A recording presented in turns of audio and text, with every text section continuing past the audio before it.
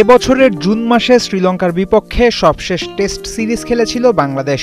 সময়ের হিসেবে খুব বেশি দিন আগের কথা না, কিন্তু মাঝে হয়েছে অসংখ্য টি-20 ক্রিকেট, তাই টেস্টের কথা সবাই যেন ভুলতেই বসেছে। চলতি মাসে আয়ারল্যান্ডের বিপক্ষে 2 ম্যাচের লাল বলের সিরিজ দিয়ে এলিট ফরম্যাটে বাংলাদেশের প্রত্যাবর্তন হবে মুশফিকুর রহিমের টেস্ট ম্যাচের সেঞ্চুরি।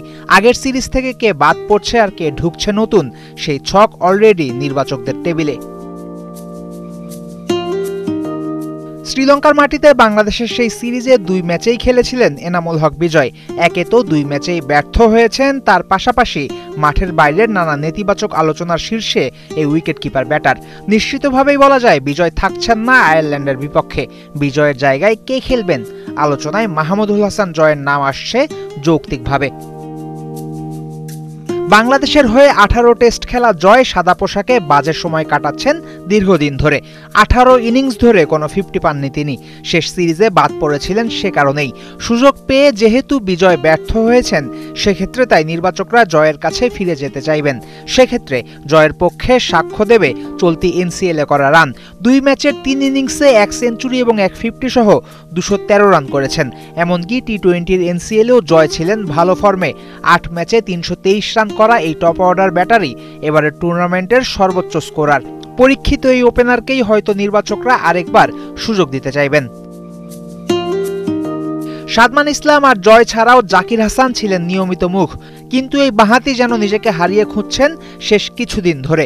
কোনো ফরম্যাটেই রানের দেখা নাই। আয়ারল্যান্ডের বিপক্ষে স্কোয়াডের তৃতীয় ওপেনারের খোঁজে লিপুর নির্বাচক কমিটি তাই ব্যাকআপ ওপেনার হিসেবে ভাবতে পারে নাইম শেখকে। এনসিএল এর চলতি রাউন্ডেই সেঞ্চুরি করেছেন এই বাঁহাতি। টপ অর্ডারের মতো বাংলাদেশের মিডল অর্ডারেও সংযোজনের যথেষ্ট সুযোগ আছে।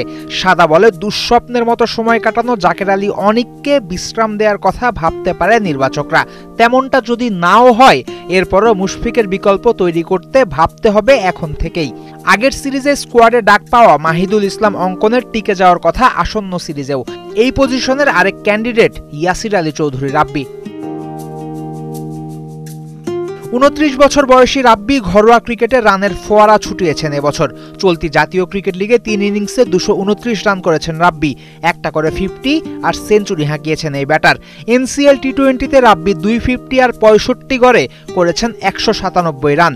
যেহেতু জাতীয় দলের অভিজ্ঞতাও আছে তার, হতে পারেন সব ফরম্যাটেরই নিয়মিত ক্রিকেটার। এবছর মাত্র 2টা টেস্ট খেলেছে বাংলাদেশ। আয়ারল্যান্ডের বিপক্ষে 2 টেস্টও বিশ্ব টেস্ট চ্যাম্পিয়নশিপের অংশ নয়, কিন্তু 2026-এ টেস্ট চ্যাম্পিয়নশিপের 8টা ম্যাচ খেলবে টাইগাররা। আসন্ন কঠিন চ্যালেঞ্জের প্রস্তুতি শুরু করতে হবে এখন থেকেই। আইরিশদের বিপক্ষে অগুরুত্বপূর্ণ 2 টেস্টে জেতার পাশাপাশি স্কোয়াড শক্ত করার কথাও যে ভাবতে পারে বাংলাদেশ, তাতে কোনো সন্দেহ তাই নাই। ফয়সাল হাবিব, 71।